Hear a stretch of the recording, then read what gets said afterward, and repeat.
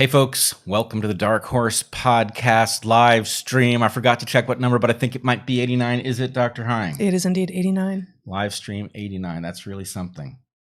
All right, we have a lot to talk about today. We have some announcements up top. We have a couple of ads, and then we will get to the meat of the matter. Indeed.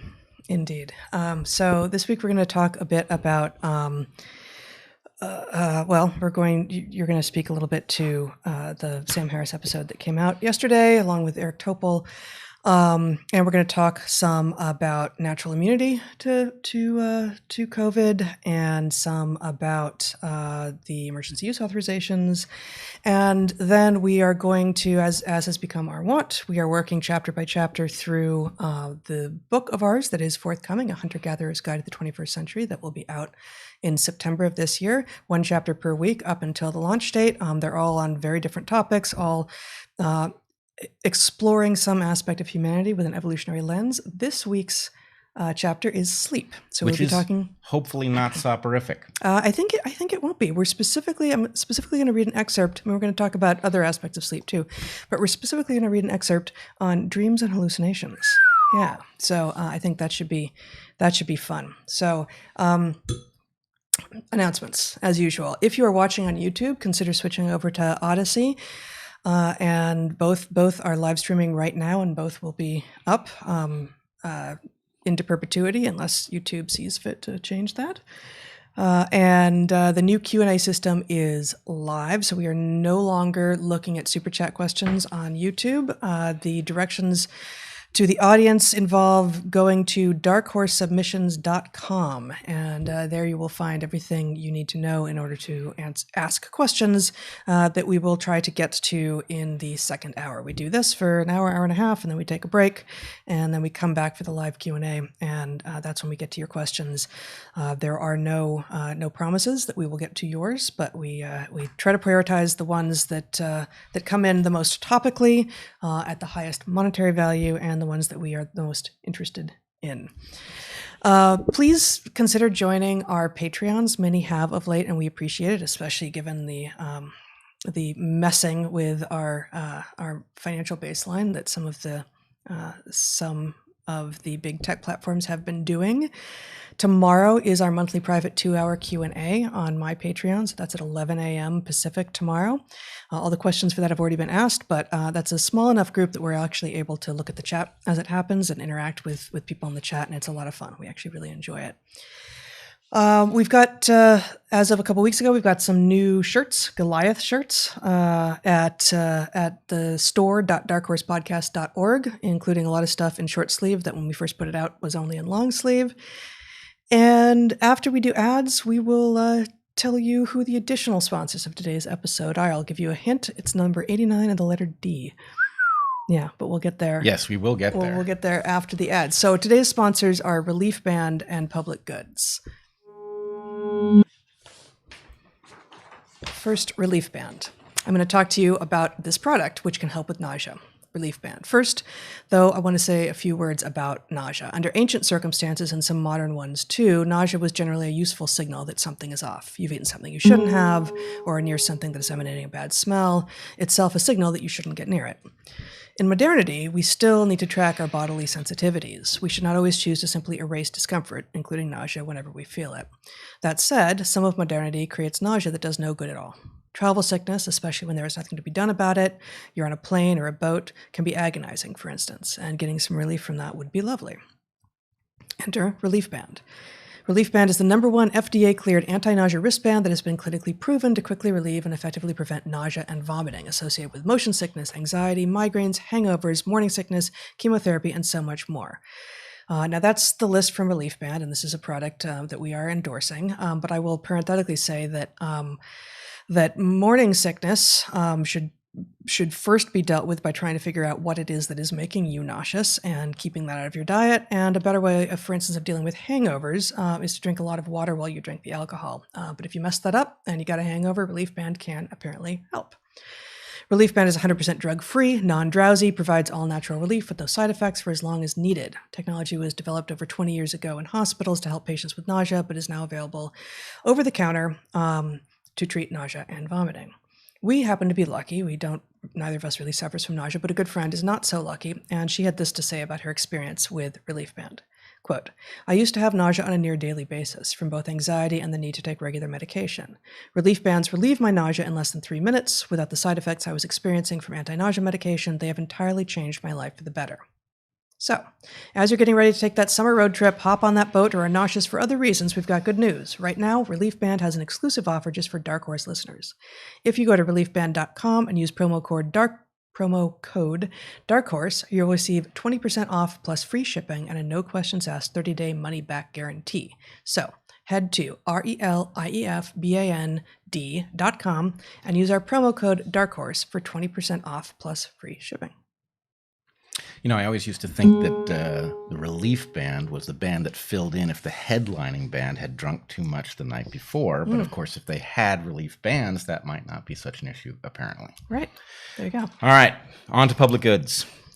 Public Goods can simplify your life. As a one-stop shop for high-quality, everyday essentials, their ingredients are carefully sourced and affordable.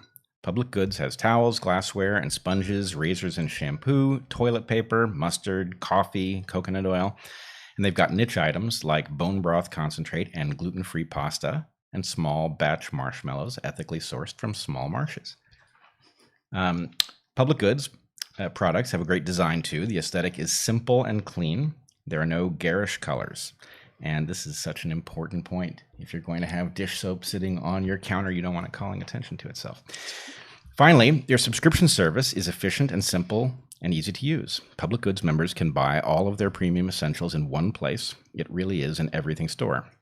For Dark Horse listeners, we have the following offer. Receive $15 off your first Public Goods order with no minimum purchase. They are so confident that you will absolutely love their products and come back again and again that they are giving you $15 to spend on your first purchase. Go to publicgoods.com/darkhorse and use the code DARKHORSE at checkout. That's Public Goods, publicgoods.com/darkhorse to receive $15 off your first order. Very good. Now, sometimes since we've been reading from chapters of the book, we have suggested an episode might be brought to you by a certain letter. A la Sesame Street, we felt that YouTube was treating us and sort of the whole world. I feel like I have fur all over me. A bit like we were the target audience for Sesame Street. So today's episode brought to you by the number 89 and the letter D. This is what D from the index of our book sounds like. You want me to be wild-eyed. A little bit wild, just a little bit. Slightly crazy. Just slightly crazy. Okay, Darwin, Charles. Dawkins, Richard. Deepwater Horizon oil spill. Delano, Laura. Denisovans. Design constraint trade-offs. Duvall, Franz. Diaphragm. Diarrhea. Dickens, Charles. Diet. Seafood. Dimensional lumber and visual perception. Diminishing returns. Dinosaurs. Disease, risk, and birth month. Diurnal. Diverse views, experiences in places, exposure to. Division of labor in agriculturalist societies, differences between sexes and gendered work, and in hunter-gatherer societies and modern society, monogamy and. That was all division of labor. Dobzhansky, Theodosius. Dogs, dolphins, dreams, drugs, and children. Duck-billed platypus and ducks. Awesome. Yeah. It's the Denisovans that really sell it, It's the Denisovans. I think the duck-billed platypus kind of get us there, too. There's two different references to duck-billed platypus in this book. Do you think other platypuses feel left out by the focus on duck-billed platypuses? Well, and so I made this observation the other day, and I have not vetted this at all with anything in the literature, and I'm sure this is an observation that has been made by phylogenetic systematists, that I was looking at a bunch of geese with goslings, and these were older goslings, and they looked for all the world like a number of species of adult female ducks. And I thought that there might be within the Enatids, the geese and the ducks, be some pedomorphosis going on. So, I don't think that there are, in fact, any other billed platypuses, but I would expect that they might be goose-billed platypuses if there were some. That was what that long, ridiculous setup was about. Long, ridiculous setup. Yeah. I don't think there are any other platypi. I'm going to get mail on that one, I have a feeling. But platypum. yes, I do know that the platypus, when specimens were sent back to Europe was thought to be a hoax because, of course, Sure. Pretty bad one too. hoaxing biologists used to be a much bigger thing than it now people is. are looking for the staples. Right, exactly. It did look like somebody had glued a bill on a mammal and tried to pass it off. Well, also, I mean, the spurs, the poisonous spurs. Poisonous spurs on the feet. I Yeah, mean, that tail. No, the whole thing's the whole ridiculous. thing is ridiculous. Yeah, and then eggs. Eggs come out of this thing. Eggs. Yeah. Right. Exactly. Come on. Exactly. All right. Come on. But they do exist. I really am eager to see them in the wild. It's one of the animals I most want, and not just because it's super weird, but because they're actually ecologically very fascinating. Yeah, and they've got.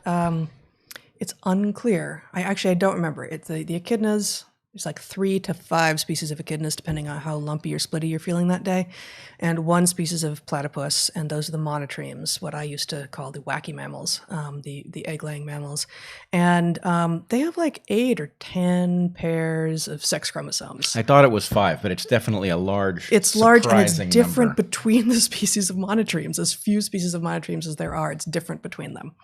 Yeah, I think the 5 was the platypus. No, it's not that low. It's not. All right. Well, we're certainly going to get some mail from. Look, I mean, I looked into it deeply in order to like mention duck-billed platypus at one of those points in the book, and it's definitely not that low, but it's variable. It's variable. But not. I don't think within species of monotremes, but between the species. Yeah. All right. Are we on to the question? All right. So I think we think are on so. to the question of Sam Harris's podcast, which came out yesterday. Now, this is a slightly awkward topic. Sam is a friend, and the podcast he released yesterday with Eric Topol was focused. Well, it was focused on Dark Horse, but it named me specifically, and it talked extensively about the issues surrounding COVID that we've been focused on for many months here, including the question of ivermectin and the question of vaccine hazards and vaccine hesitancy. And I must say, there was a certain amount of trepidation in discovering that Sam had released what was obviously a critical podcast of me and us. I say that because I know Sam to be a tremendously capable interlocutor, and I will say in my past I have had a podcast on Dark Horse where I talked to Sam about free will, a topic on which I disagree with Sam, and I believe he trounced me in that discussion, despite the fact that I suspect that I'm actually right. It took me a long time to figure out why it was that I was unable to make my point compellingly. It took me at least a week to figure out where I thought the bodies were buried. But anyway, the point is, Sam is so good at what he does, so smart, and has, in my opinion, unassailable integrity, that to find that he was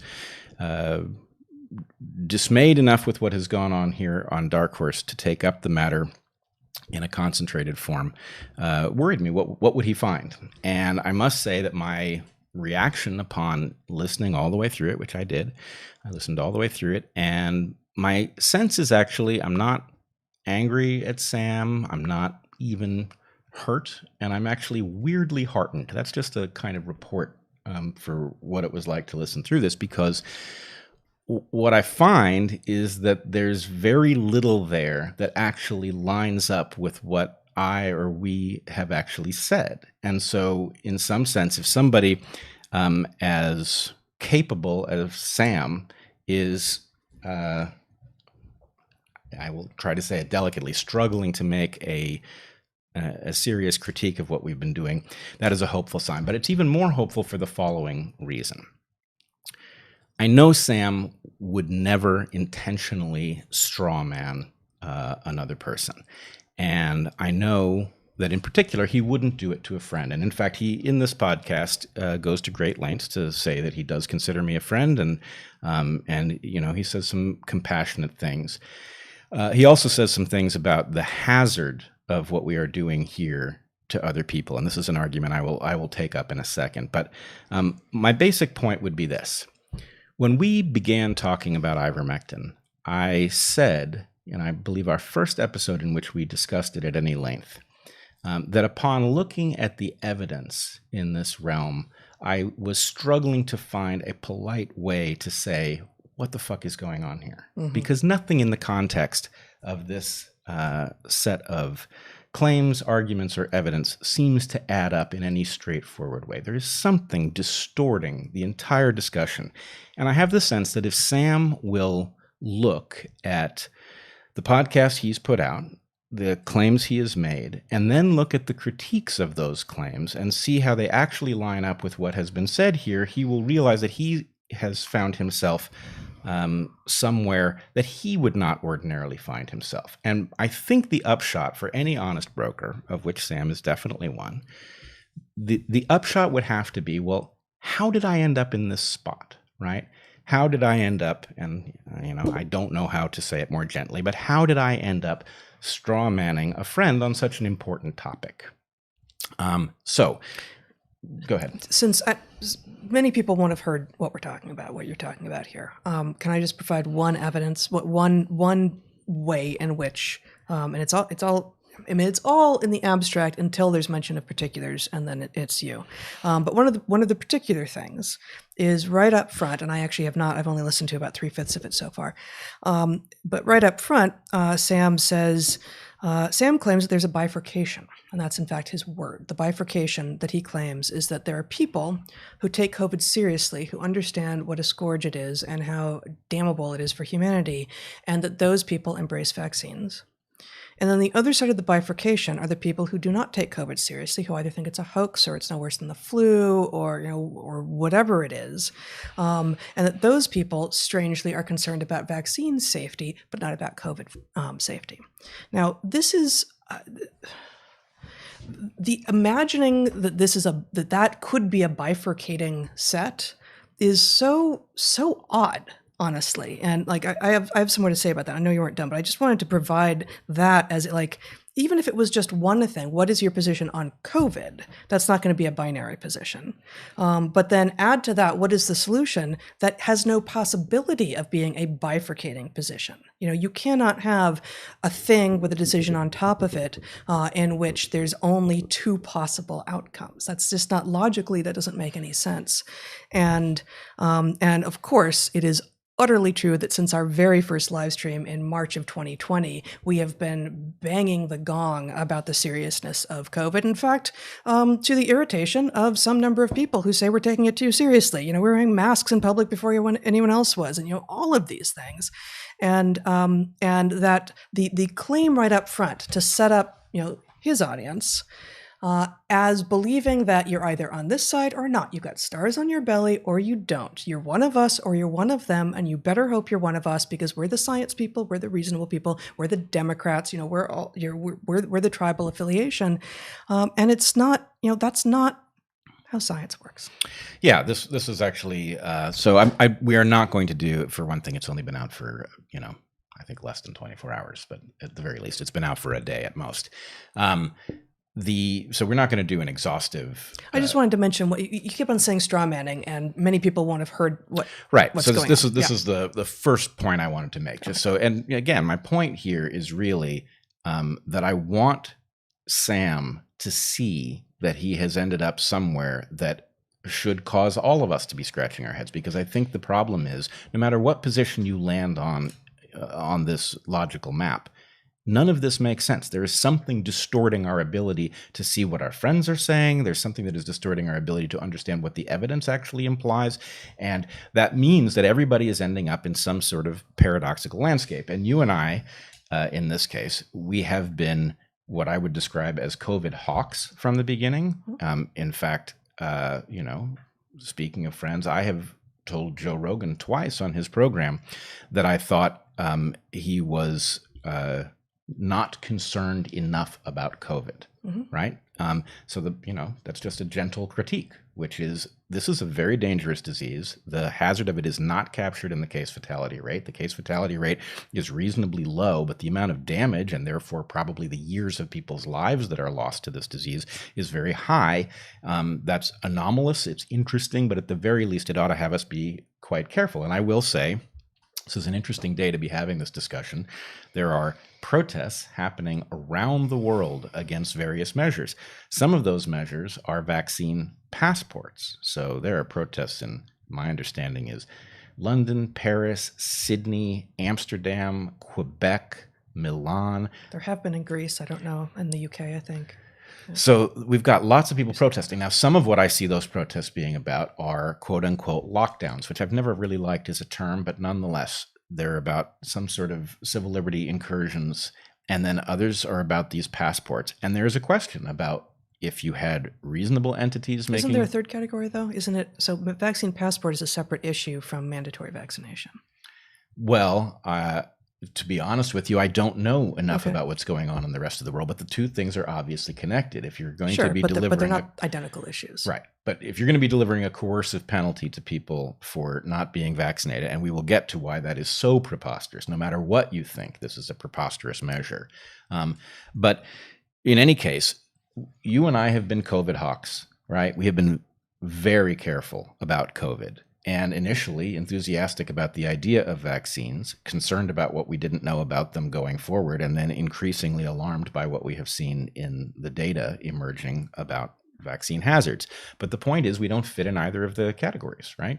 As you say, Sam lays out two categories. One are people who are cavalier about COVID and concerned about vaccine hazards, and the other is people who are concerned about COVID and not so concerned about vaccines. There's no category for us because our category is, concerned about the vaccines and concerned about COVID.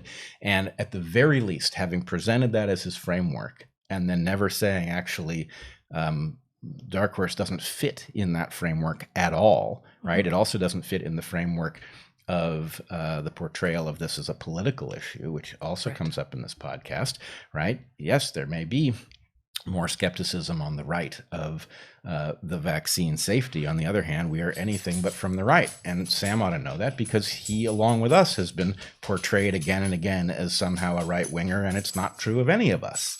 Well, I will say, at least so far as I've listened through it at this point, the numbers that Harris and Topol bring out are about Republicans and their vaccination rates, both their intention to be vaccinated before the vaccinations came out and their actual vaccination rates, and Democrats.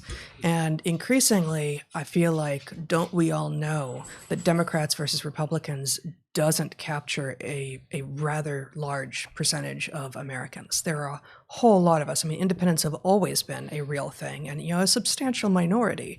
But I think increasingly what has happened in the last 5 years-ish, a ton of people have decided that they can't abide either of these parties anymore. And so those people, all of the independents, are not captured. And I think the number that Sam mentions in there is that only 2%, I hope I'm getting this right. I think the number was 2%, but I think what that 2% was referring to was only 2% of Democrats are not vaccinated.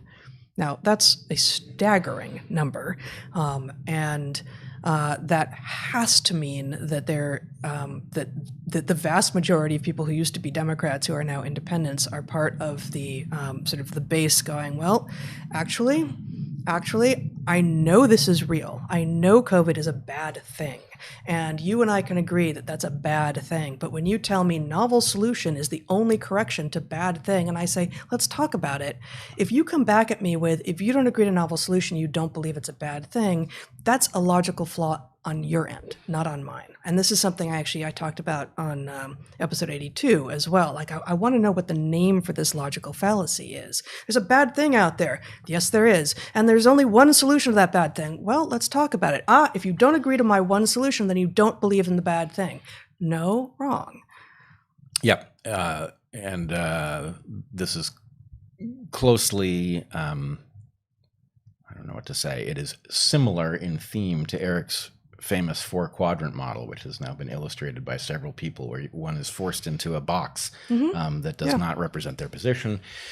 But okay, we've got a false dichotomy. You've really got, at least in theory, 4 different categories of people, and only 2 are laid out in the podcast setup. And then we somehow end up falsely aligned with those who are cavalier about COVID, which is anything but our position. and it's not the only place where we have a narrowing of the discussion in Sam's podcast that forces an incoherent conclusion. There's also the question about, he portrays that some people are vaccinated and others are unprotected, right? Now, in your and my case, we are anything but unprotected. Now, it could be that our understanding of the evidence surrounding ivermectin is somehow way off. Now, it'd be hard to imagine how one gets there because actually there is a lot of evidence. Not all of it is randomized controlled trials.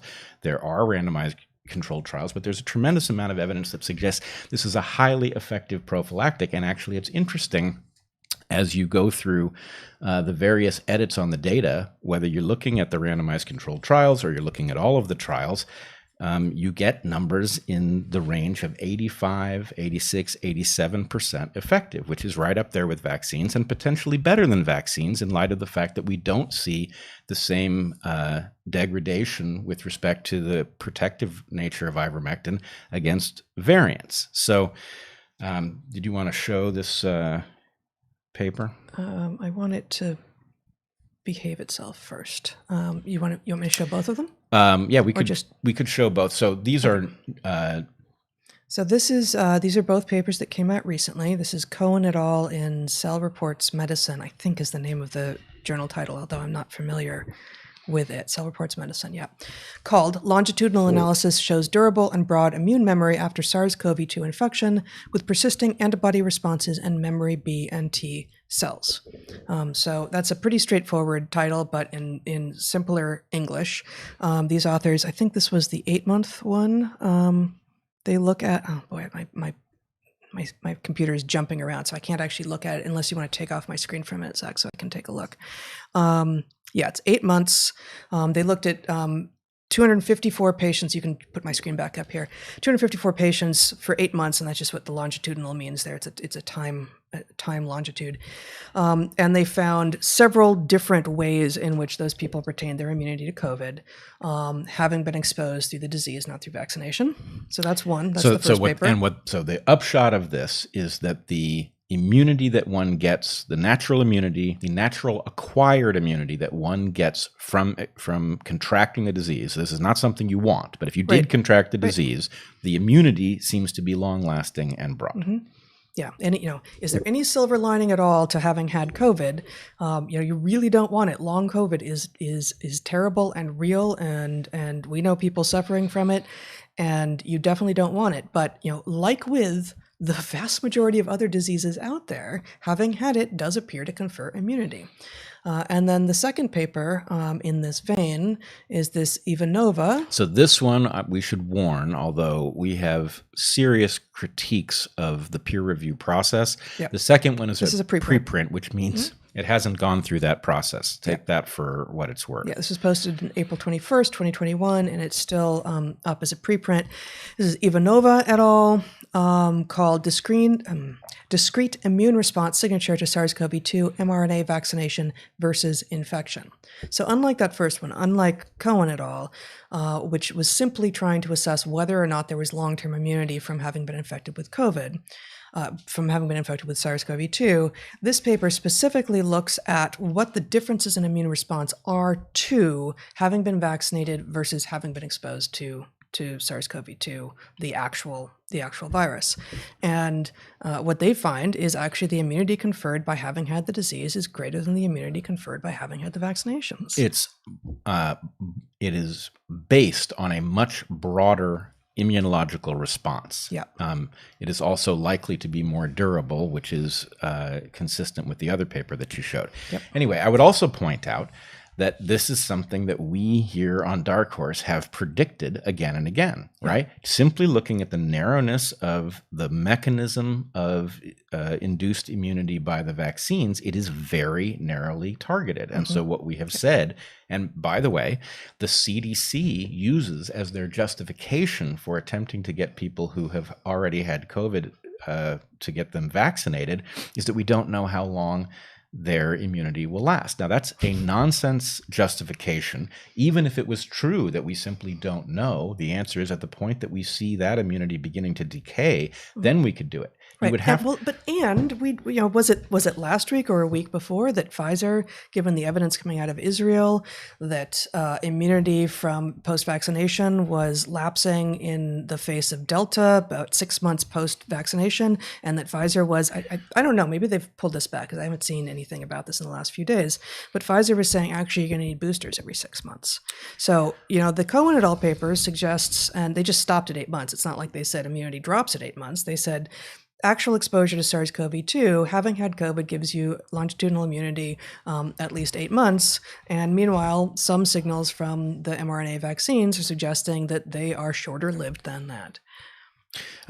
Right. So with respect to Sam's podcast, I would just simply point out that any analysis that forces us into a dichotomy of the vaccinated and the unprotected is inherently wrong. We unfortunately have a large number of people who have had COVID and apparently have immunity. So if you believed that there was no adverse event signal that was meaningful in the vaccines, you might argue, well, there's no cost to vaccinating them. But that is not the case. Nobody has established that signal that is very obviously in the VAERS data is meaningless. It could be meaningless, but the burden is on those who believe it is meaningless to show that the anomalously large signal doesn't mean anything. And until you do, it makes sense to take all of those people who have had COVID and eliminate the hazard that there is some negative side effect of these vaccines for which they would get no benefit. So at the very least, you have those two categories. You have people whose immunity came from the disease, who are not unprotected and are not vaccinated and raise substantial questions with respect to anything like a vaccine passport, I would point out, right? These people should have an exemption. Mm-hmm. But the other thing is, for people, and it's not easy to get ivermectin in the United States. As far as I know, it's all but impossible in Canada, and I can't speak to the rest of the world. But what I can say is, for those of us who have decided that actually that adverse event signal is scary, that the variance and the drop-off in immunity is troubling, and have used this alternative method, I think the burden is on anybody who believes that this is not highly effective to explain why it is that, a repeated demonstration that we have something like 86, 87% protection is not sufficient, right? Yeah. So, all right. In terms of, again, my point here is, I think if Sam looks at the claims that were made in his podcast, and then he looks at the analyses of that podcast, and I know he's getting a lot of pushback from various quadrants. I will say a thread emerged last night. Zach, do you want to show that Twitter thread?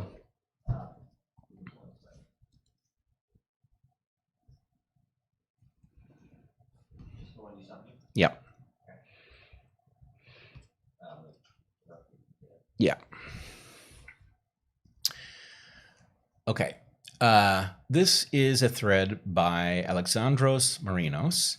I should say I have never met Alexandros. Have you ever met Alexandros? I have not. We have not met Alexandros. I will say he is engaged in a project that he calls Better Skeptics, which makes me nervous because what he's been doing is incentivizing people to find errors in our podcasts. And then he has a group of referees who are looking into them. And I'm very concerned that at the level of going through people's transcripts and finding errors, there's a hazard. But I'm also encouraged that he is attempting to do the job well, which would involve calibrating any errors found and weighting them correctly, following through to see what their logical implication might be. But let me just say that I think he invoked this idea that we and this podcast needs better skeptics in the wake of the Quillette article by Berlinski and Dagan from a couple of weeks ago. And I just wholeheartedly agree with this. We sure. all of us need better skeptics, no matter how good our skeptics are. But with first that piece in Quillette 2 weeks ago, and now this podcast yesterday, I feel it even more intently. That we really 100% need people who are going to be honorable and scientific rather than obscuring their actual perverse incentives and political in assessing what it is that we are doing. Yes. Oddly, I'm not sure if it's true or not, but I think he may be quoting you, that the term better skeptics may have been borrowed from something you said on a stream. But in any case, Okay. it's all We could just keep pointing at each other. folded in and on itself. Yes. But in any case, my basic point is I am cautiously encouraged that that Alexandros and his team are going to overcome the obstacles to this kind of analysis, which involve basically calibrating and weighting the various conclusions and then figuring out how to compare them to other things. But anyway, we can talk more about that some other time. In any case, here, Alexandros has done a thread in which he goes through Sam's podcast from yesterday, and he found many of the critiques that I would make. He found a few that I didn't know to make. So he checks into some claims. And actually, I learned one thing about us from his thread, which I found encouraging, that I would learn something about myself. What he points to in this thread is he says that you and I actually have a bias in the direction of caution, which he takes from several things that we have said. Yeah. I saw other that and I podcasts. thought, that's exactly what the reputation of your grandfather was. This is exactly my thought. Now, it's like we are so interested in risk and so interested in like getting rid of all the unnecessary risks so that serendipity can allow us to go places. But I would say he's right in one way. I think he's right in one way. And what he points to are two things. He points to the fact that you and I have it's informal, but a policy where if one of us is sick or thinks they're getting sick, we sleep separately, which epidemiologically obviously makes sense, right? It's the kind thing to do. And then the other thing is that we are not eating fish from the Pacific after the Fukushima incident, which may sound wild-eyed and crazy. Of course, that is the result of the fact that after the Fukushima accident, fish were tested from the Pacific and the results were alarming, right? And I have not looked at this since it's been a while. It's been a while. The accident was in 2011 and the fish it's been a long time. Wasn't too long after. But what these samples showed were that so basically there are two isotopes that you would be particularly concerned about. One of them is cesium, the other one is strontium. One is a muscle seeker, the other is a bone seeker, and these isotopes cause cancer because the radioactive decay, and it's not just the radiation, it's the fact that you have a radioactive particle, basically a piece of dust, radiating the tissue around it. But the basic point was, in salmon, it was a very high percentage of fish. My recollection was it was something like half of the animals sampled had cesium from Fukushima in their tissues, and strontium wasn't tested. So it's not like we can say any of the fish were free of radioactive isotopes. And in tuna, the number was something like 100%. And the reason was apparently that ecologically, the tuna were spending their youth in places that were contaminated. In any case. Well, and they're higher up the food chain. Well, they're both high up the food chain. You're right. Some tuna, real big tuna, are higher up the food chain. But in any case, the point is, yes, we are cautious about certain things. Why are we cautious? Because actually, as you point out with my grandfather, Harry was very cautious about hazards that could be managed, but he was also the guy who hiked up Mount Whitney with me, and when it was time to come back down, we slid down a glacier on trash bags that he had packed for the purpose. Yeah. So anyway, and we're the cautious people who took our children to the Amazon, and actually to the Amazon, not the fancy, easy to get to, and I know it doesn't feel easy, but not the place that most gringos go when they think they're in the Amazon. But we actually took them there once we felt that they were old enough to actually be able to afford to be vaccinated against yellow fever and all of the other things that one needs to be vaccinated against to be safe there. And there are risks, but you get rid of the risks that you can. Yes. What are you laughing I'm at? laughing at the idea of a fancy Amazon because, frankly, I find the whole thing fancy. I really do. Yeah, but I mean, I know so what you mean. you know what I mean, and actually, probably most viewers and listeners don't. But the vast majority, and I've talked to people who think that they experienced the Amazon, and those of us who are actually tropical biologists listen to what they report and where they are, where they were, and what just outside of the resort, and maybe they didn't call it a resort, but what that looked like, and there's a lot of ways to get people into things that feel like they're the real deal and are actually some Disney-fied version of it. I would put it a different way. I would say that the sensitivity of tropical forest to disruption is immense, and that basically the edges are thoroughly compromised virtually everywhere. And so the problem is that when one wants to, it's very easy to end up with an emptied forest or a forest in which certain creatures have been curated. It's very difficult to get to a place. And, even the place that we go has been compromised by, effects from the outside. As you know, I never published this, but my very first research in grad school ended up being on the effects of a so-called ecotourist lodge having introduced a slightly bigger and more charismatic poison dart frog to the area, because the one that was actually native there wasn't quite big enough for the tourists to see easily. And of course, the bigger, slightly more charismatic poison dart frog drove the original native one completely locally extinct, as you would predict. So, I do have a bias towards thinking, whenever I see development that is aimed at appealing to the aesthetics of northerners, of gringos, that pretty much every time I've then gone down into that rabbit hole and investigated what they're doing, the ways that they appeal to the aesthetics and the desire for comfort of those of us who don't live there tends to be destructive of the actual environment. Yeah, I mean, it's a general tourism problem extended to forest. Anyway, we're sort of far afield here. Maybe to close this out, I want to point out a couple things.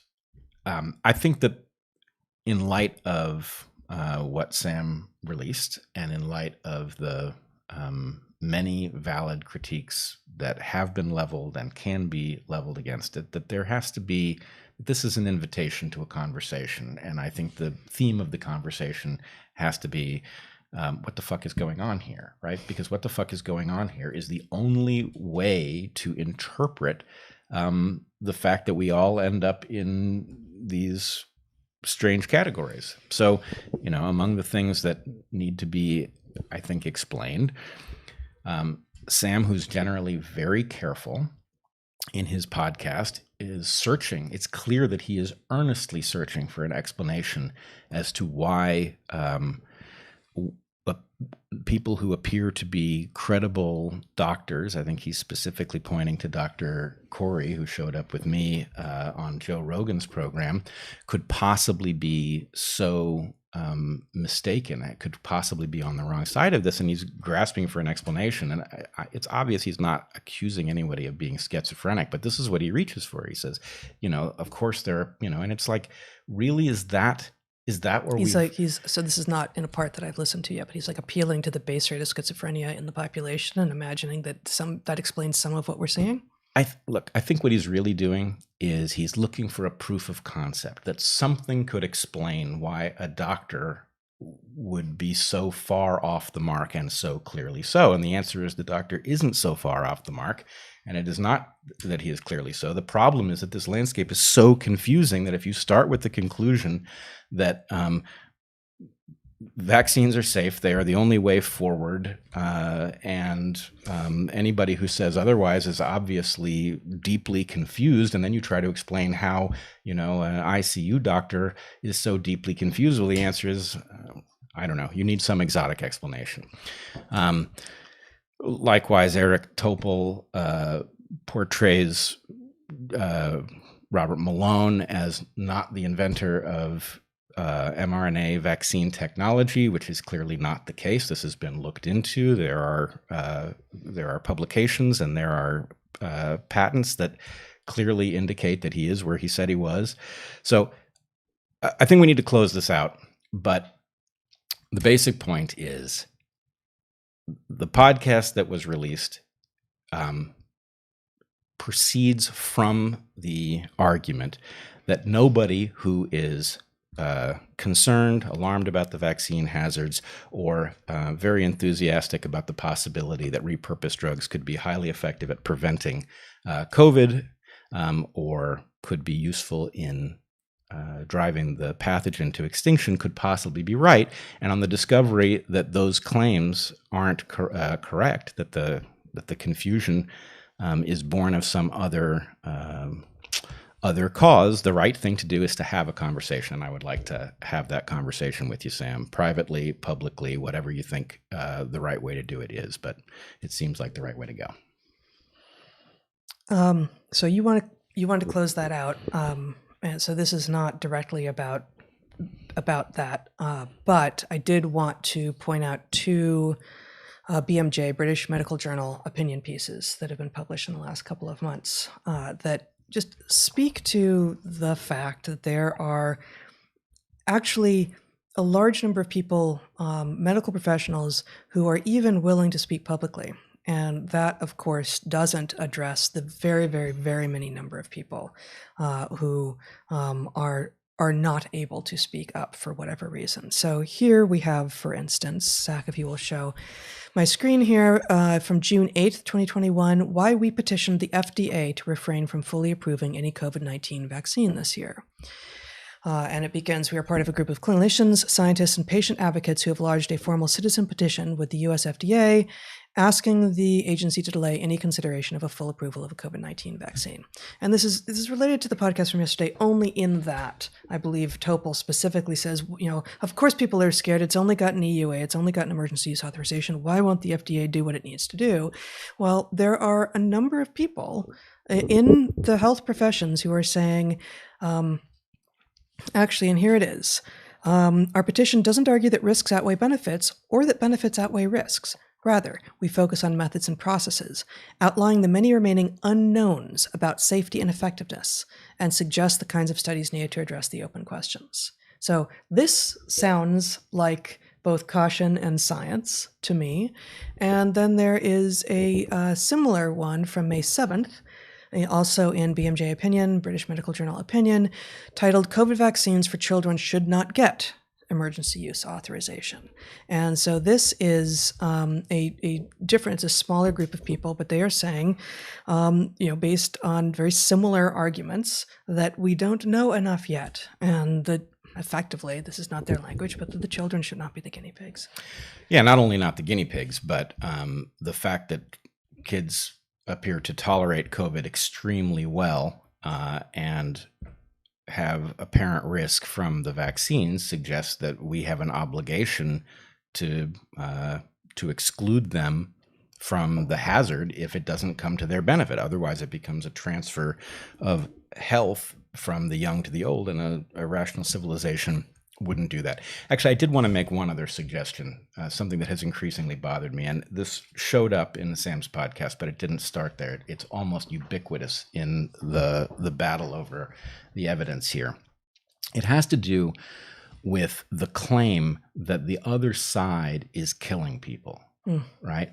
Now, my sense is this is actually logically a very simple issue.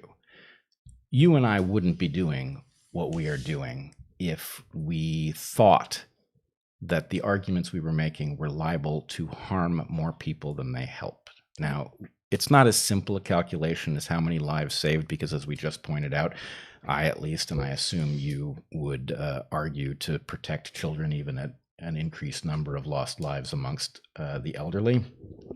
But nonetheless, there's some basic calculation that we ought to all agree on, that we're trying to minimize harm in some way that is weighted towards, the quality of lives lost or however one would rationally do it.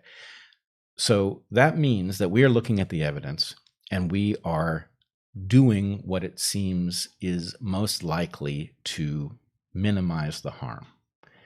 Is it guaranteed to? No. And we've talked about that. It's not a very pleasant position to be in, that when you air your position publicly, that it will have consequences for people's lives, that certain number of people will perhaps die because of what you're saying. On the other hand, I would never portray Sam or Yuri or Claire as killing people. I know that they are motivated by a desire to get the evidence properly understood to minimize the hazard to people. We just disagree over what the evidence suggests. And so I guess my point is it's like a mathematical equation, right? If everybody is motivated by looking at the evidence and trying to minimize harm to humanity, then that part cancels out from both sides of the equation. And what we're left with is a disagreement over what the evidence implies the best way forward is. Why can't we have that argument without one side portraying the other as either indifferent to harm, or as Eric Topol said of me yesterday, he called me predatory. Yeah. Right? As if that makes any sense at all. Topol wasn't careful in the way that Sam was at all. And there was just a ton of falsehood there out of his mouth. But I do think that I have said here on previous episodes, at least once, I think, that if, for instance, YouTube is going to have a policy by which you cannot speak you cannot say the name of the drug that we should call, that we might call Voldemort, that they are actually the ones with blood on their hands. And so I have said that about the entities, at least once, at least with regard to YouTube. And I'm sure I've thought it, but I'm not sure I've said it about the other entities that might be obscuring some of the benefits of ivermectin, for instance, but never about individuals. So that's the comparison you're making. But I just wanted to be clear that I do think that there ultimately will be there's blood. But it's in the sort of metaphorical hands of entities that don't actually have hands. Well, and that's part of how it works. That's part of how it's allowed to happen. If you capture a regulatory body and you corrupt it so that it can't monitor a hazard or something like that, that's obviously a different matter. Us out here in the public trying to navigate a confusing set of evidence is a whole different matter. Also a whole different matter. I'm getting, you and I have predicted that the unvaccinated will be blamed for the variants and for the upsurge in COVID that is certain to come with the dawning of the northern winter. Despite predictions from long before COVID that mass vaccination during a pandemic will create selective pressure for new variants. Right. And so I think the point is, look, I wouldn't blame the vaccinated, even though there's an argument to be made that vaccination is playing a key role in the generation of variants. And I don't want to see the unvaccinated blamed, especially in light of the fact that the unvaccinated are several different categories, some of which are pretty likely to be blameless. Mm-hmm. Right?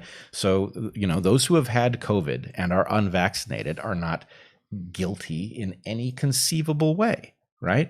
Likewise, if ivermectin actually works the way the evidence seems to suggest it does, people who have gone out of their way to protect themselves in this alternative form are actually much less likely to be contributing. But at the very worst, what you have is a complex analysis in which do the unvaccinated who have not had COVID and aren't on ivermectin, do they play a role in the ongoing pandemic? Of course they do. Do the vaccinated play a role? Of course they do, right? These things are part of a complex system, and the right way to analyze it is to exclude blame and try to understand what's taking place and what might best be done in order to get control of the pandemic.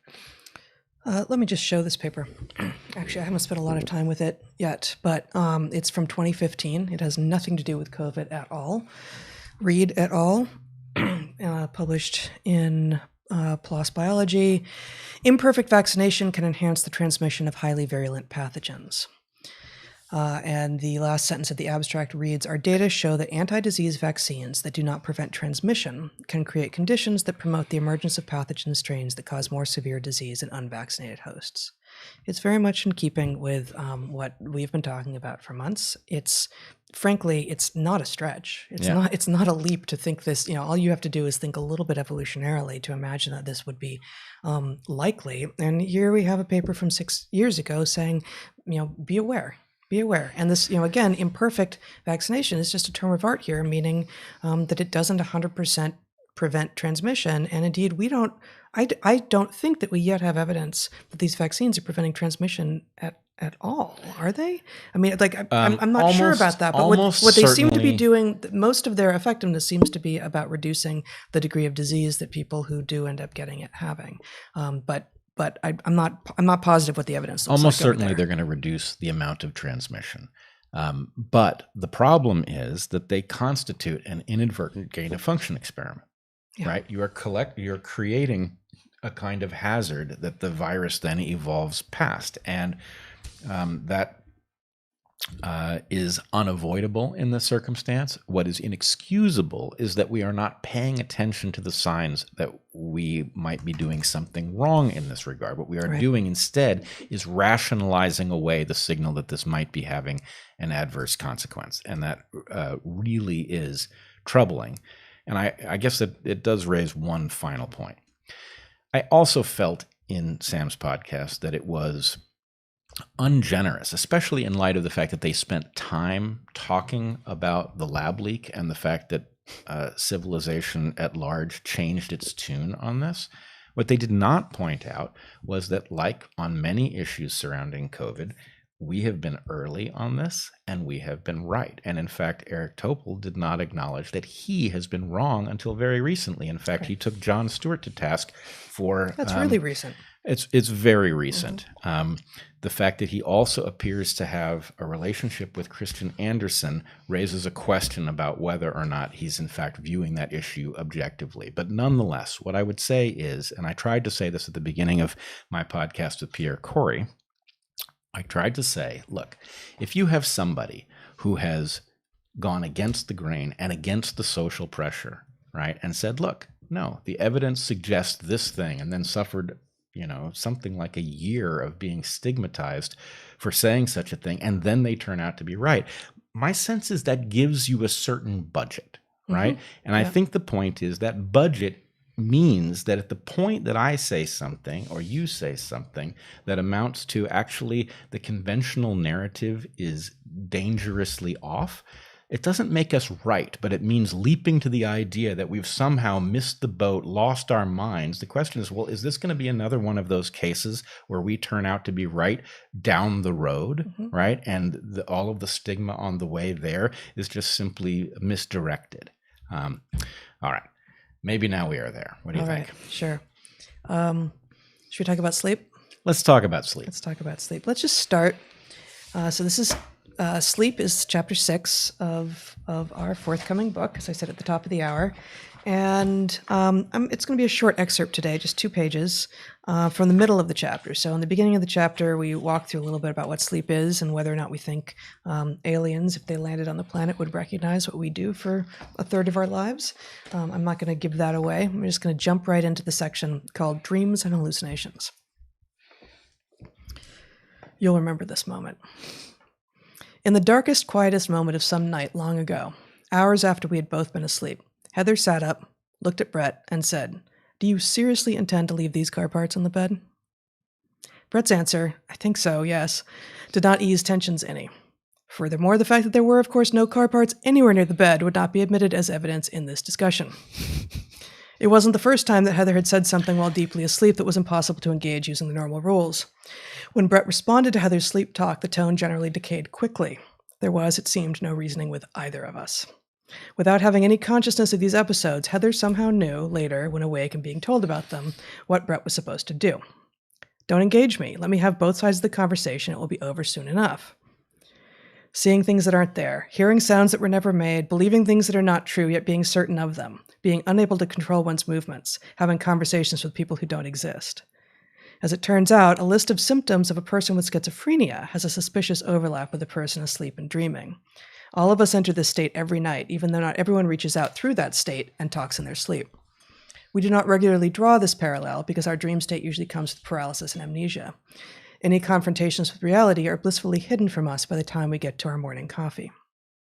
How surprising, then, that organisms that do not appear to have had our best interests in mind, such as psilocybe mushrooms and peyote cactus, seem to have accessed these very same tendencies. To explain this, we need to take a step back. Organisms, including us and other animals, plus plants and fungi, do not generally want to be eaten. Fruit, nectar, and milk are, as we discussed in the previous chapter, exceptions to this rule, but in general, organisms put a lot of work into discouraging the consumption of their body parts. Structural barriers are one method: cactus spines, porcupine quills, turtle shells. Another is poison, but it is often too crude to be maximally effective. If a deer dies after eating foxglove, the deer will be replaced by another deer that knows nothing of the plant's poison. On the other hand, if a deer expands its dietary repertoire to include psilocybe mushrooms and spends the rest of the day having a temporary psychotic break, it may well look elsewhere for its next meal, having been educated and perhaps terrorized rather than killed. Secondary compound is a loosely defined botanical term for a substance that is not functional within the organism that produces it. Rather, it is intended to interact with pathways in other creatures, often in a hostile way. The irritants in poison ivy are an obvious deterrent to herbivores eating those leaves. Similarly, potatoes and the other nightshades contain endogenous pesticides, a class of compounds known as glycoalkaloids that are highly toxic to humans. In contrast to those pure poisons and irritants, consider these secondary compounds. Capsaicin, the molecule that creates the burning sensation when we eat chili peppers, generally dissuades mammals from eating seeds that are intended for birds, which do not have the receptors to sense the heat. And caffeine, which disincentivizes herbivores from eating caffeinated seeds at high concentrations, may also be a kind of pharmacological social engineering on the part of the plants. When bees are given sugar rewards that contain caffeine, their spatial memory improves threefold. The caffeinated nectar of both citrus and coffee flowers may well be priming their pollinators, the bees, to remember them and to come back for more. From psilocybe mushrooms and ergot fungi, to peyote cactus and the botanical brew in ayahuasca, to salvia and Sonoran desert toads, there are fungi, plants, and animals that have produced secondary compounds that interact with our physiology in ways that mirror dream states. Call them hallucinogens or psychedelics or entheogens, their effect on us can be narrative and elucidating. We live our days connected by dreams. Lest we wake up each morning imagining that we are brand new beings, our dreams give us context and allow us to grow between days. We are conscious during the day and unconscious in the first part of the night during non-REM sleep. Once REM picks up in the second half of each night, our consciousness is borrowed, our bodies taken safely offline, paralyzed, and our conscious minds create fictions strange, hypothetical, and extravagant. Sometimes they are even true. A vast array of cultures have some tradition in which hallucinogenic states are intentionally triggered in some or all of their members. Humans being human, it is not surprising to find that many cultures have borrowed secondary compounds that trigger terrifying waking dreams, and have turned what might have been a bad trip into an important tool for human consciousness expansion. More on this in Chapter 12. Just as many cultures have appropriated the hallucinogenic secondary compounds of plants and fungus to expand the consciousness of their members, many also have sleep rituals, from the simple to the elaborate, by which individuals prepare for their nightly slumbers. Even some of our closest relatives engage in rituals in advance of sleep. And the next section tells of us discovering some in some spider monkeys in Guatemala. Pretty exciting. I'm actually quite interested to hear what the world will make of this set of hypotheses when it engages them. It's something I've long wanted to bring into the world, and I guess we're finally going to find out whether people are ready for it. But anyway, well, what do you think we should talk about here? Yeah, go. I mean, there's a lot to say. There's a lot to say. Actually, Zach, did you just get an email from me? I wanted to show this. Years after we started talking about these hypotheses, I ran into this cartoon. It's an XKCD cartoon. You'll have to make it a bit bigger, I think, for most people. Well, including people on mobile who might want to see it. So it starts out with a guy. He's just awakened from a dream. There are people rappelling from a Zeppelin. There's a nuclear explosion going on near a major city. He runs down the stairs. He goes to the breakfast table to talk to his significant other as the whole thing evaporates and he's left with almost nothing he could possibly describe. And she appears to be nonplussed. Right. And the hidden caption to the thing is "Every damn morning." That's the title, actually. Looks like. It's "Every damn morning." Yeah.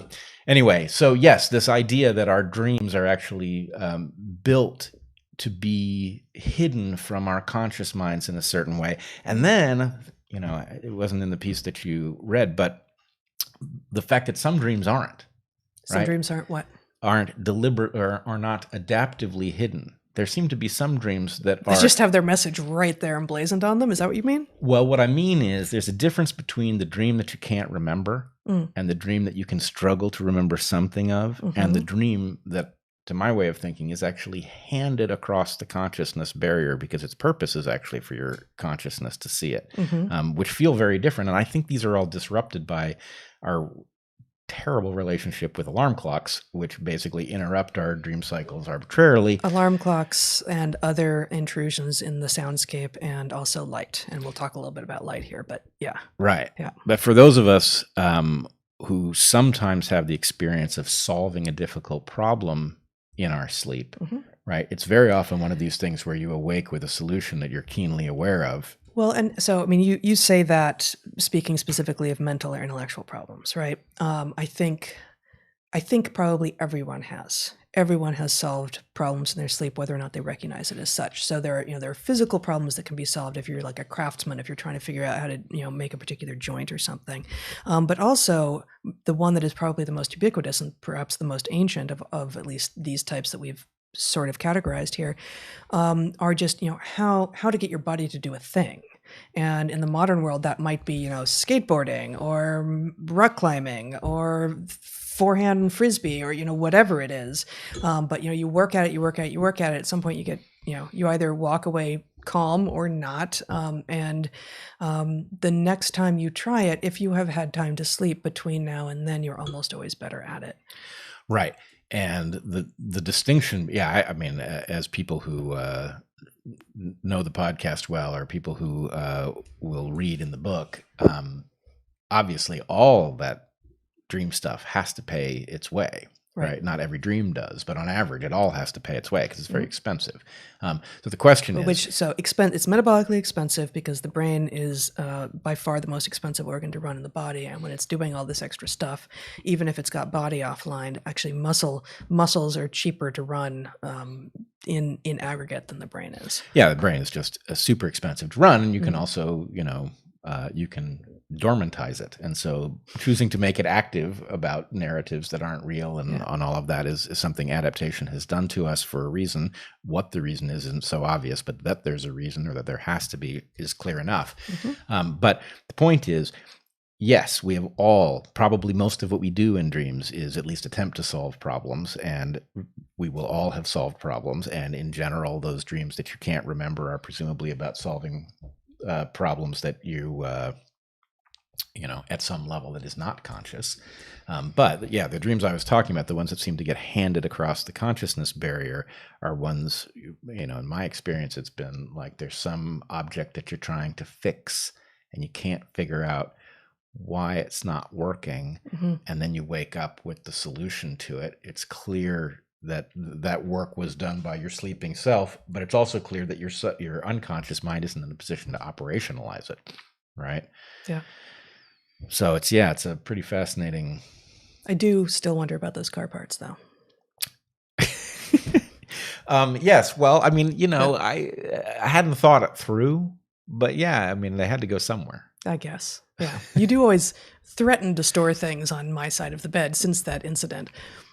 Yeah. Is that just me? Yeah, no one else threatens to store things on my side of the bed. Right. No, I just thought it was symmetrical. I thought, I do threaten to store new objects that have no place. I think if I do that, it's following your lead. Oh, is that right? Yes. Oh, God. Yes. I've created a monster. Yeah. Yeah. No, who wants to store things on my side of the bed. Yeah. Apparently. Okay. More from this, or? I mean, I don't know. I'm pretty happy with it. But all right. Let us then. So I'm just going to read, as we mentioned last week, most of the chapters in the book have at the very end the corrective lens. And so just the last corrective lens from the sleep chapter is this. This is advice that we are giving. Most of these are at the individual level. This is one for the societal level. Restrict outdoor blue spectrum light at the societal level, particularly lights that shine upward and outward at all hours of the night. Nighttime darkness is healthy, 24-hour light is not, and is even implicated in higher rates of disease. Furthermore, humans deserve a night sky, a sky full of possibilities, sometimes of clouds, often the moon, occasionally planets, nearly always stars in the Milky Way in which we live, besides sleep, which we need. what else might we lose when we disappear our own night sky?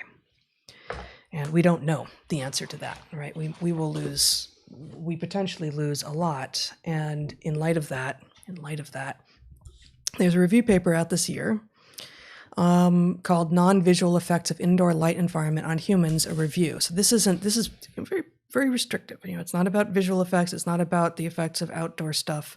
But it's a review of the extant evidence, which concludes a few things. And really, they aren't going to be surprising. But it's all nicely in this one paper now. They find from the review of the literature that at night, first of all, let me just define a few terms. They've got illuminance as one of their terms, which is just, it's just basically brightness, luminous flux per unit as measured in either foot candles or lux. So illuminance, and then CCT, which is the correlated color temperature, which is basically a measure of temperature, which is to say the higher CCT, the bluer and cooler the light is, and the lower the CCT, the warmer and yellower the light is. And so in advance of us going through the evidence, daytime light tends to be blue, and end of day and firelight tend to be warmer CCT, lower CCT, and yellower, redder. Okay, so at night, both high illuminance, brighter, and high CCT, that is cooler, bluer light, are positively correlated with the suppression of melatonin. Which I think many of us knew that, but there's basically nothing going in the opposite direction there. Furthermore, exposure to both blue light and high CCT light, basically the same thing, not quite.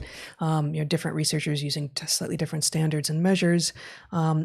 At night, exposure to blue light and cool light at night induce a delayed phase shift, which is also consistent with a reduction in melatonin.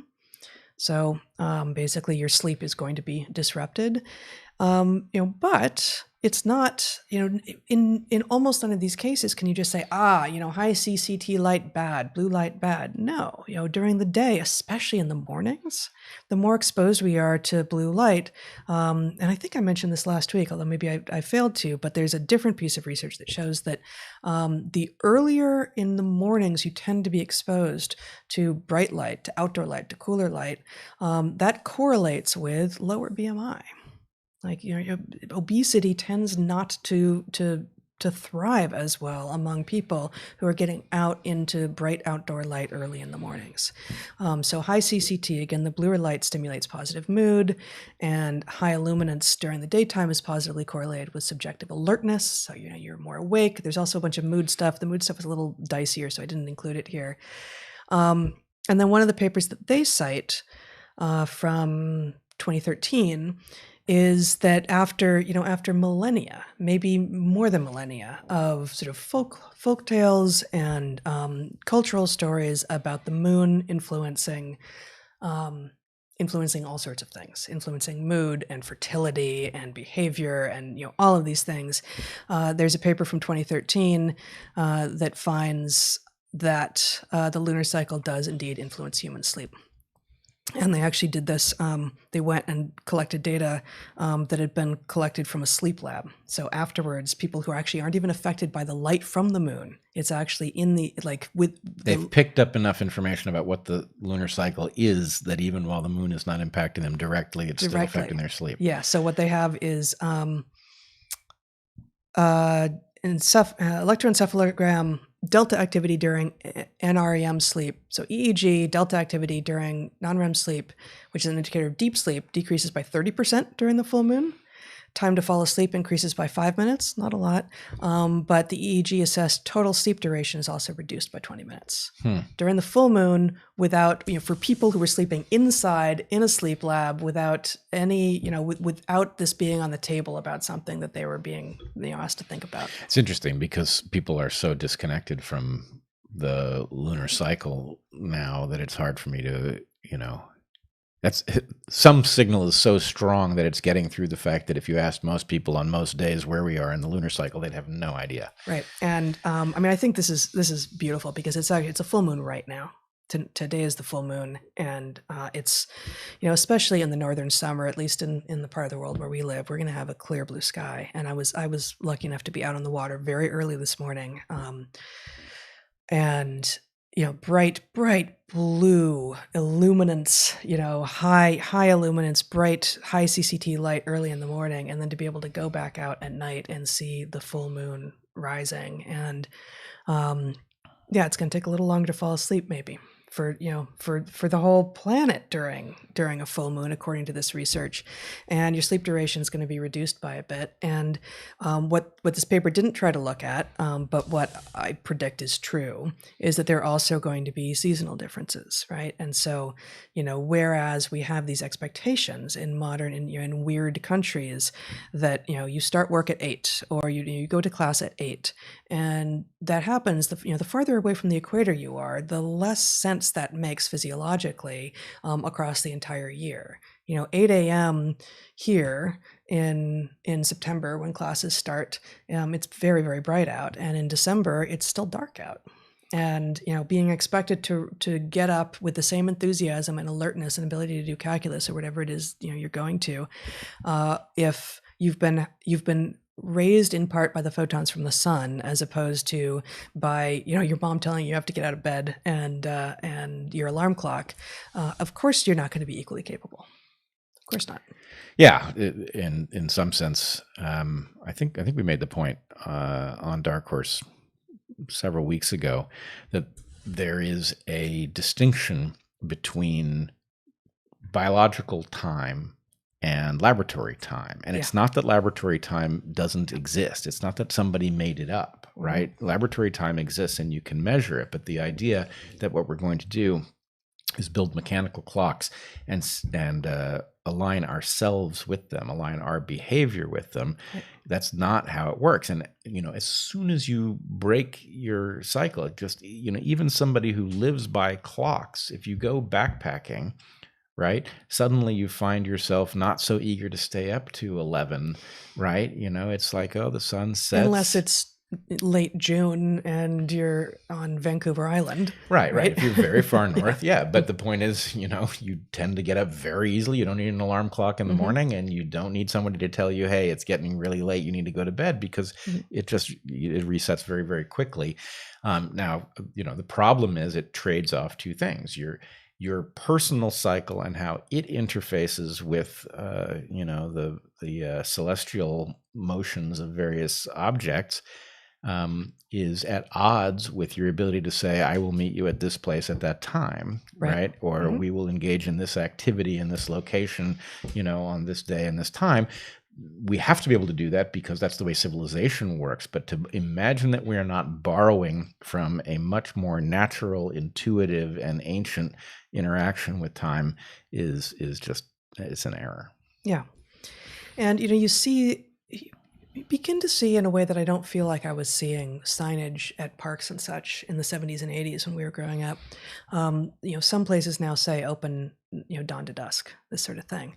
But then I was at a park I hadn't been at before last week, and it was weird. It was like open 8 a.m. through dusk. It's like, why? And I was, I again was showing up to some new place to paddleboard on some new river, and I was there at 7, and the sun had risen an hour and a half earlier, and I was there an hour before the park opened. I just thought, why? Like, what's to what end is this park closed until 8 a.m., even though it being open 8 a.m. in the winter, to the degree that it's about safety and not being policed when it's dark out. Well, just make it dawn to dusk then. Yeah, I mean, I agree with you that's. The good thing about a dawn and dusk rule is that you can operationalize it because everybody can figure out whether it's, after dawn or past dusk. The problem is probably an enforcement issue, unfortunately. Right. But in this particular case, they had one end that was a clock, a lab time in your formulation, and one that was an astronomical time. And, it seemed a little random to choose one, one as a lab time and one as an astronomical time. Yeah, but you're also right that as you get closer to the equator, these things become if you're really close to the equator, they become so regular that you Yeah. actually Do it 6 to 6, like that's right. and Exactly. and it doesn't wobble at the equator, but the farther north or south you are, the farther away from the equator you are, the more variation there's going to be. And like I said, I think now we have good evidence, and I presume that evidence will grow, that the lunar cycle is actually affecting our sleep. We know that it's not just female typical sex hormones that are changing with along cycles that are the same length of time as the lunar cycle, and that's no accident. It's there are a lot of our hormones for all of us, for both sexes is what I meant, Right. that are cyclic, and it's going to be circadian, it's going to be lunar, and it's going to be seasonal as well. And the seasonal stuff will be, there will be higher peaks and lower lows the farther from the equator you're going to be. Totally. I'm also always keen to point out that in other creatures, there are much less cryptic reasons for these things. So lunar phobia in bats being a great example. If you go out and you try to catch bats, you find that typically you get many fewer bats when you do so. The fuller the moon, the fewer the bats. And the reason for this is typically interpreted as basically increased vulnerability to visual predators, especially owls. So the idea is the bats are nocturnal, presumably mostly because it hides them from their predators. And microbats at least have a mechanism for navigating at night that allows them not to be hobbled by it. So echolocation works very well at night. There are some bats that navigate visually and they have giant eyes. But in any case, for most bats, the advantage of hunting at night is diminished when their predators have a fair number of photons to go on. And so anyway, you get this lunar phobia effect. Obviously, human beings are not likely to be sensitive for that reason, but the fact that we remain sensitive is pretty interesting. Well, I wouldn't be surprised if there weren't,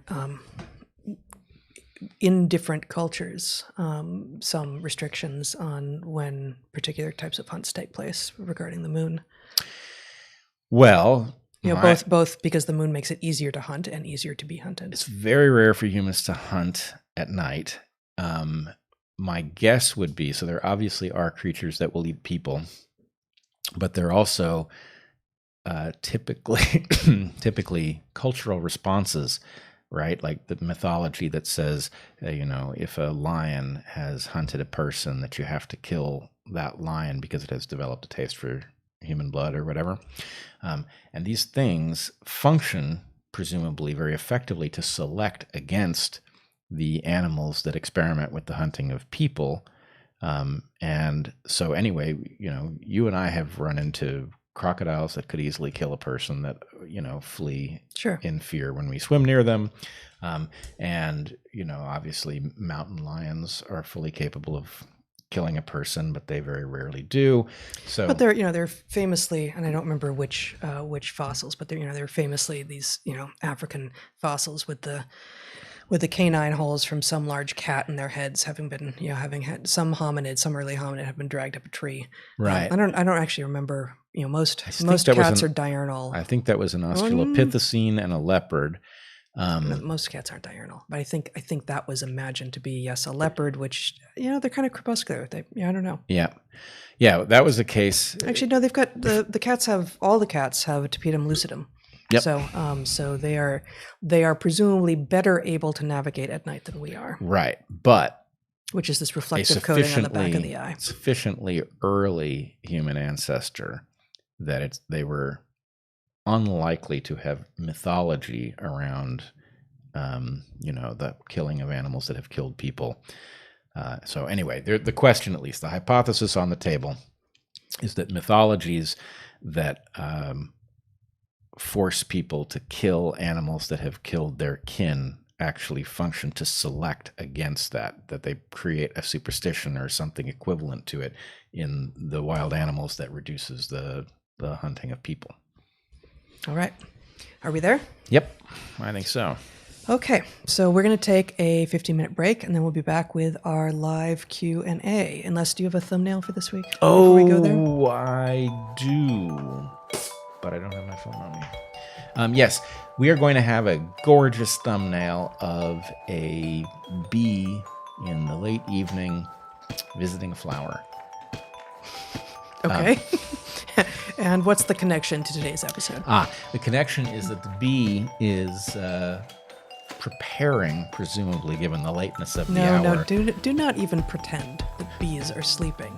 I think Preparing there's for some dormancy. evidence that I did not do my due diligence on whether or not there's evidence that bees sleep in advance of this, so I don't want you just off the cuff claiming this. I'm sure there is bee dormancy and that this bee is headed for it. Okay, so we're going to be back with our Q&A and as soon as we can. It takes a bit longer with Odyssey, so bear with us. You can ask questions at darkhorsesubmissions.com. Please consider joining one or both of our Patreons. Tomorrow is the monthly private 2-hour Q&A on mine at 11 a.m. Pacific. You can buy shirts at store.darkhorsepodcast.org. Email logistical questions like, where do I go again? How do I ask questions? What's their P.O. box? At darkhorsemoderator@gmail.com. And please consider subscribing to all 4 of the channels that we are now either streaming on or having clips put on, which is to say both the main channel, Brett Weinstein's channel on both YouTube and Odyssey, and Dark Horse Podcast clips on both YouTube and Odyssey. Like the videos, share the videos, and remember to be good to the ones you love and eat good food and get outside. Be well, everybody.